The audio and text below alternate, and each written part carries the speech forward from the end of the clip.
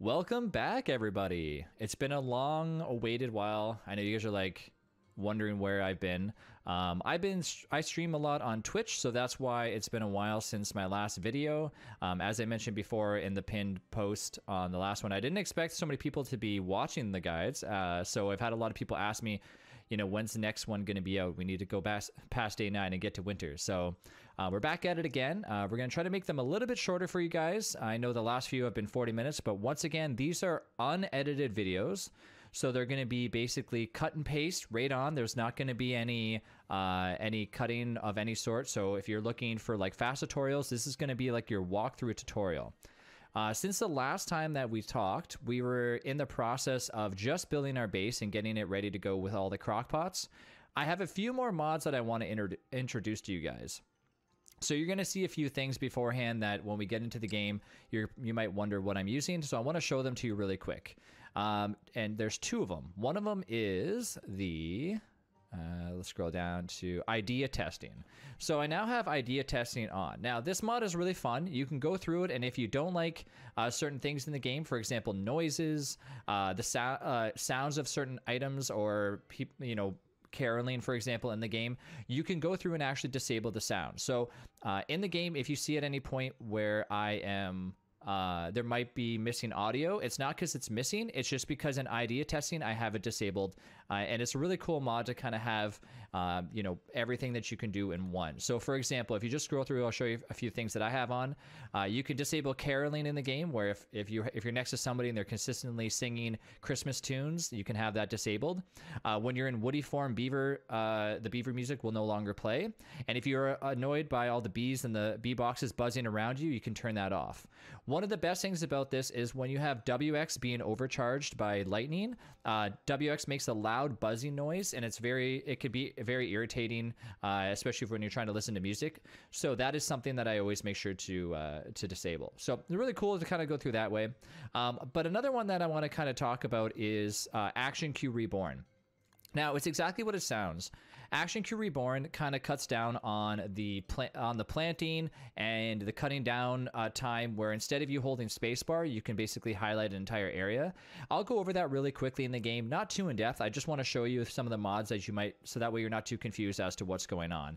If you don't want to use these, you don't have to. I know for myself, I really enjoy using it. It helps me a lot, and it reduces kind of, I don't want to say it reduces carpal tunnel, because I don't know about that, but for me, instead of sitting there clicking with my mouse and my spacebar, it does help reduce stress on my hand. So that is a cool mod to get. So let's go back in. Now, another reason why it was taking so long for me to figure out exactly what was happening with the save file was because when we were working on it before, we were in the beta. So Clay has two versions of Don't Starve Together. They have the regular version now, and then they had a beta version when they were working on the return of them. Now, they're no longer doing that, so it got moved. I had to move that from the beta folder over to the regular folder, and that took a little bit to make sure that it would load up. And it turns out that it ended up working out fine, so that's good. So a few other server mods that I'm going to add in and kind of suggest you guys use. There's two of them. There's a simple health bar DST. Now this mod is really useful. I'm going to go ahead and enable it. What it'll do is it'll tell you the HP of your character and friends that are around you, and it'll also tell you the HP of certain creatures that are around you. For example, if you're fighting a spider or a bee, it'll tell you the HP of those, and that way you know how much is left, and you don't have to continue to wonder, am I about to kill it or am I not about to kill it? So it's a really useful mod to have. And then another one is wormhole markers. Now, we did enable these last time, although I did have them just because I wanted to kind of start out. But now that we're jumping back into it, I think these are two useful mods that you would really enjoy using. Wormhole markers are exactly what it is. It marks them with a specific color, so you know which ones you're going back and forth between.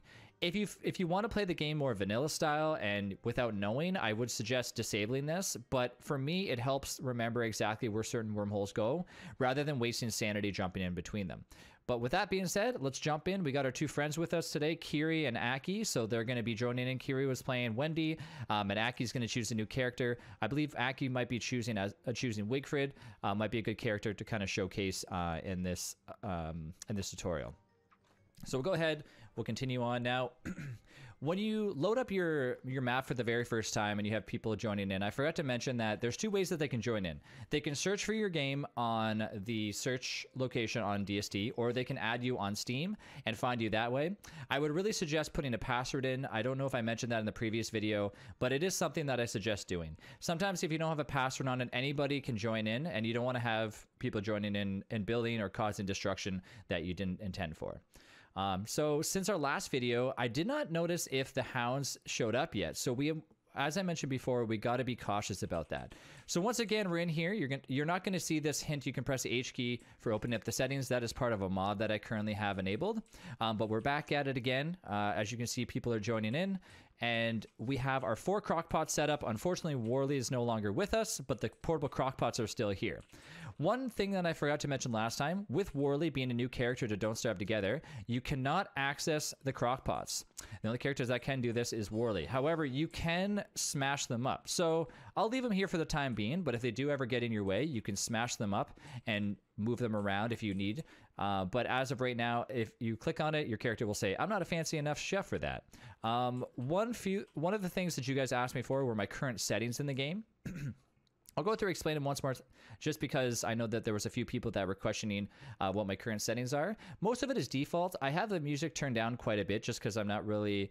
I usually listen to music outside of DST, but for today, for this tutorial, I'll turn it back on. Lag compensation, I always suggest not turning on to predictive mode unless you want it to be on. As I mentioned before, with lag compensation, it does help to be on predictive if you like the smoothness of the gameplay with it on. So I prefer to have it on. I also recently turned on the bloom effect. The bloom effect basically just makes it so anytime that you see like a fire pit around you, it'll make kind of like a shiny little glow effect, as you can see here. So as we continue on, we have our brand new Wigfrid in the game, and Wendy exploring out as well too. We continue to make sure that we wanted to get more resources, but we're going to wait until the morning time before we head on out. I'm going to place a few of my fireflies inside of the chest and retrieve a few of the extra grass pieces that we're going to need here in a few seconds. So now that we have our miner hat, it's easy to go out at nighttime, but we still want to be pretty cautious. So as I mentioned before, make sure that you have 1 log suit and 1 spear in your inventory. The reason why you're going to have this, especially to start, is because at any moment you're going to hear the noise of the hounds, and your character is going to say something big is coming. And when the hounds show up, if you don't have any armor and you're just stuck with a spear, you should still actually be able to handle the fight, but it's going to be a lot more difficult than if you had it on you. So just for the sake of making sure that we don't die, I'm going to take a few butterflies with us, and we're going to head on out at nighttime. If you don't want to head out at nighttime, this is something that you can decide yourself on. I prefer actually doing a lot of my resource gathering at night, just because, you know, otherwise you're just going to sit in base and wait for the sun to come out anyways. In your inventory, I usually keep everything in order as it is now. I have my grass on my right-hand side like this. I usually try not to keep too many items in here just in case we're out gathering resources. However, if you are near the biome, which looks like, let's see if I can find it here. I'm looking for the ones with the frogs. I can't seem to find it on my map, but if you find a biome with a ton of the ponds around you, it's always wise that, especially in springtime, to keep all the cut grass in your first inventory spot. That's because when being attacked by any frogs in the game, you're going to want to make sure that you have them in your first spot, because frogs will basically stick their tongues out and lick you, and that's how they cause their damage. And anytime they hit you, they cause items to drop on the ground. So as I mentioned before, we're going to continue to look around for any of the clockworks. Now, on your map, you're going to see multiple different things that look like this. You're going to see one here, and you can also use the mod that we mentioned before, which is global positions. Using the Alt key and clicking and holding that down and clicking on your map, you can create waypoints, and that's so people in your game can also notice where everything is. You're going to see ones that look like this, and you're going to see ones that look like this. Anything that generally has an orange kind of tone to it is most likely where you're going to find clockworks. Now, sometimes you'll get unlucky and you won't find very many. Sometimes you'll get extremely lucky and you'll find a ton. But generally, you're going to find your clockworks that you're looking for in the biomes that are without the set pieces in them. So we're going to go wander over there because we definitely need a few more of our gears in order to get our next big thing. So as you travel along through the forest and whatnot, you're going to want to make sure that you have a few resources on you. Always make sure that you have enough to make one more log suit if need be. And sometimes it's always good to just have an extra log suit in your inventory as well. But I'm not too concerned about that at this point because once again, we're only going to be traveling around just to take a peek at if there are any clockworks near us. And if they are, we'll ask our friends to kindly come over and help us fight them. So as you can see, there is a bishop is what they call it, and another bishop. Now, the bishops are different than most of the clockworks. Most of the clockworks will have to hit you or run into you in order to cause damage, but the bishops can have a range effect on you. So whenever you see the light bulbs on their head, you know to not go too close.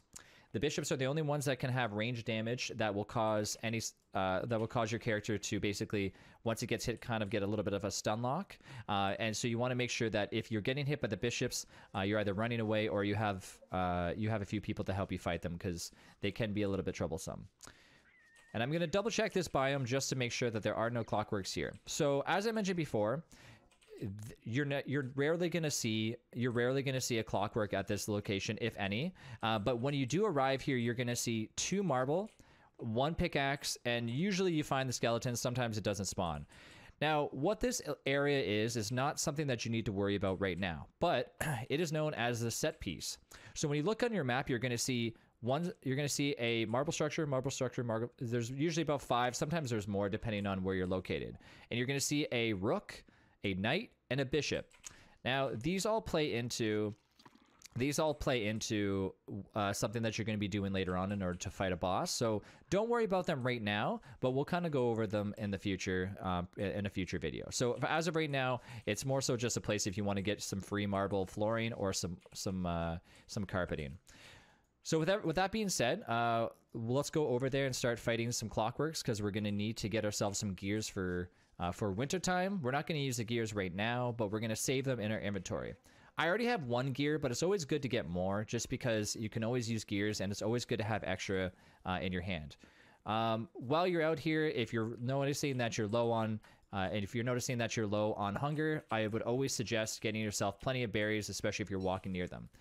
As I mentioned before, there was a mod that I talked about, and that was called Action Queue Reborn.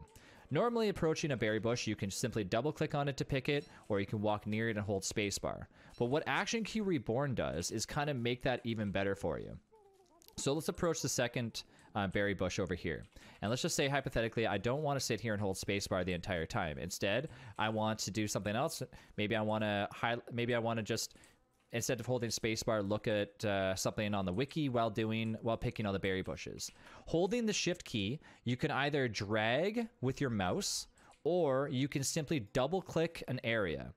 Now, what that'll do is you can simply just drag 1 berry bush, or you can double click an entire area to pick the entire area. Well, that is going to continue to hold shift and continue to drag. And the more you do this, the more your character will automatically pick things without you having to hold down spacebar or continuously double click.